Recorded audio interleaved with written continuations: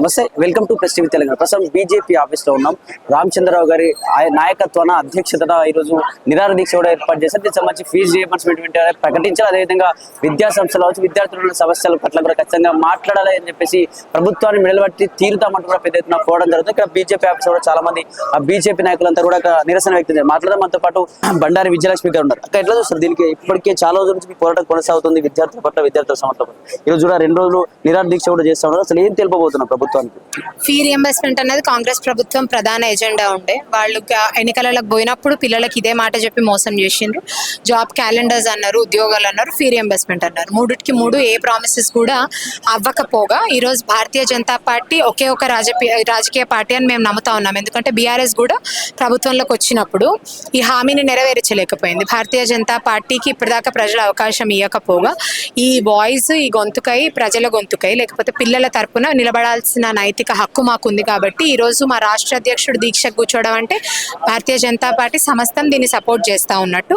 కాబట్టి స్టూడెంట్స్ తరపున మేము ఈ దీక్షను చేపట్టాం. బీజేపీ ఏం చేసినా దొంగ దీక్షలు, దొంగ కార్యక్రమాలు చేస్తూ ఉంటుందని చెప్పేసి ఈరోజు గాంధీ భవన్ వేదిక కూడా సంచలన వ్యాఖ్యలు చేస్తున్నారు కాంగ్రెస్ పార్టీ నాయకులు. ఎట్లా చూసారు వ్యాఖ్యలు? పచ్చకామర్లు వచ్చినోనికి లోకమంతా పచ్చగా ఉంటుంది అంట. అంటే ఈరోజు రాహుల్ గాంధీ గారు మొన్న రీసెంట్గా ఆయన CJP ప్రొటెస్ట్ అప్పుడు ఏమైంది, 25 రోజుల తర్వాత కనబడ్డది ఆయనకి. 25 రోజుల తర్వాత అక్కడికి వచ్చి ఆయన వాయిస్ అయి మాట్లాడిండు. మేము డే 1 నుంచి ఏ రోజైతే ఇక్కడ ఎమ్మెల్యేలు గెలిచినారో, ఎంపీలు గెలిచినారో ఆ రోజు నుంచి ప్రజా సమస్యల మీద భారతీయ జనతా పార్టీ యాక్టివ్గా ఉంది కదా. అక్కడ దొంగ దీక్షలు ఏమున్నది? మీకు ఇవ్వాల్సింది పోయి మీరు దొంగ నాటకాలు చేస్తున్నారు.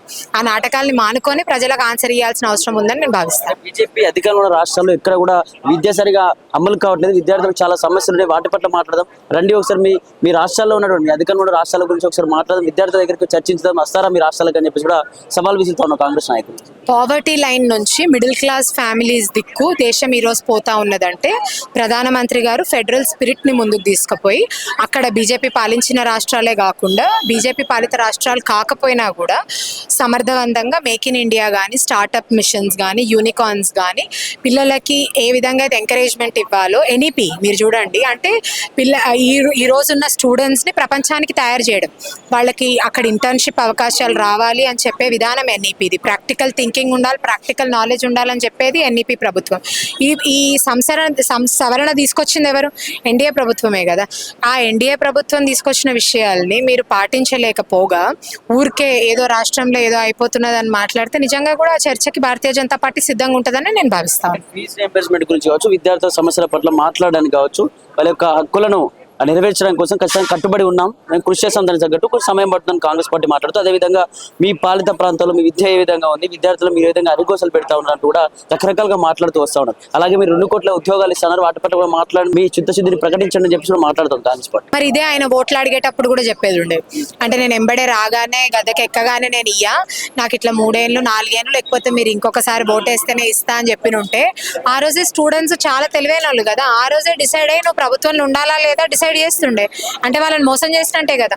అంత ప్లేన్ గా మోసం చేసి ఈ రోజు ఏ మొహం పెట్టుకొని మళ్ళీ స్టూడెంట్స్ ముందుకు పోతారో అన్న విషయాన్ని కూడా భారతీయ జనతా పార్టీ ప్రశ్నిస్తుందని నేను అడుగుతాను. 2 కోట్ల ఉద్యోగాల గురించి కూడా మాట్లాడి ఎన్ని ఉద్యోగాలు ఇచ్చినా కూడా మీరు చెప్పండి అని చెప్పేసి కూడా సవాల్.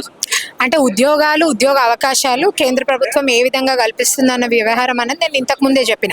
మేక్ ఇన్ ఇండియా కానీ, లేకపోతే ఈరోజు విదేశాలకి పోయి పిల్లలు ఏదైనా చదివి చేసే కన్నా కూడా ఇక్కడే మనము వాళ్ళకు ఒక కంపెనీ పెట్టి అవకాశాలు పెంచడం కానీ, చిన్న ముద్రా లోన్స్ కాడ నుంచి మీరు ఇక్కడే దేశంలో ఉండి దేశ ఆర్థిక సంపద పెంచొచ్చు అన్న మెసేజ్ ప్రధానమంత్రి గారు ఇవ్వడం కాడ నుంచి మొదలు పెడితే దేశ యువతకి ఈరోజు సరిహద్దులు దాటితే భారతదేశం నుంచి వచ్చినామంటే వాళ్ళకి ఈరోజు ఏ విధంగా గౌరవం ఇస్తున్నారన్న విషయాన్ని కూడా మనం అందరం గుర్తుపెట్టుకోవాలని నేను అనుకుంటా ఉన్నాను. బీజేపీ అధ్యక్షతన ఈ దీక్ష ఎన్ని రోజులు ఉండే ఛాన్స్ ఉంది? నెక్స్ట్ ఈ దీక్ష ద్వారా ప్రభుత్వానికి ఏ విధంగా మీరు సమాధానం చెప్పబోతున్నారు? ఏ విధంగా వాళ్ళను ఖచ్చితంగా తలవంచి తీర్థం, వాళ్ళందరూ కూడా ఫీజు రియంబర్స్మెంట్ గురించి కూడా మాట్లాడే విధంగా వాళ్ళకు న్యాయపరమైన డిమాండ్సే కాబట్టి అన్ని కూడా దీనికి సంబంధించి వచ్చే విధంగా కూడా చూస్తామని చెప్పి మాట్లాడారు. మరి ఏ విధంగా కృషి చేయబోతున్నారు? ఓన్లీ 2 రోజులు ఉండబోతున్నా దీక్ష ఏమైనా కొనసాగించే అవకాశం అని ఉందా? ఒక డెమోక్రటిక్ నేషన్ లో మనం ప్రొటెస్ట్ చేయాలి అనుకుంటే ఒక విధానం ఉంటుంది. దానికి ఈరోజు మా రాష్ట్ర అధ్యక్షుల వారు నిరాహార దీక్షను చూస్ చేసుకోవడం, అందరూ కూడా కాలేజ్ పిల్లలే కానివ్వండి, పార్టీ కార్యకర్తలు, వేరే రంగాల నుంచి పాలిటెక్నిక్ వాళ్ళు, ఇంటర్ వాళ్ళు, అందరు పిల్లలు రావడం, స్టూడెంట్స్ రావడం అన్నది చాలా హర్షణీయం. అయితే ఈ 2 రోజుల రోజుల నిరాహార దీక్ష తర్వాత ఇంతకు ముందే భారతీయ యువ మోర్చా దీన్ని తీసుకోవడం, అందరి దగ్గర నుంచి రిజిస్ట్రేషన్స్ తీసుకొని వాళ్ళ దగ్గర పక్కా డేటా ఉంది. మేము ఇంటర్ కాలేజెస్కి పోయినా, డిగ్రీ కాలేజెస్కి పోయినా ఒక్కొక్క పిల్లలు అవును మేము కూడా బీసీ ఎస్సీ ఎస్టీ పిల్లలమే, మాకు కూడా రావాలి అన్న విషయాన్ని వాళ్ళు కరాఖండిగా చెప్తున్నారు. కాబట్టి అదే దిశగా ఈ ఫీజు బకాయి బీజేపీ లడాయి అన్న కార్యక్రమం రెండో దిశ కూడా కొనసాగుతా ఉంది.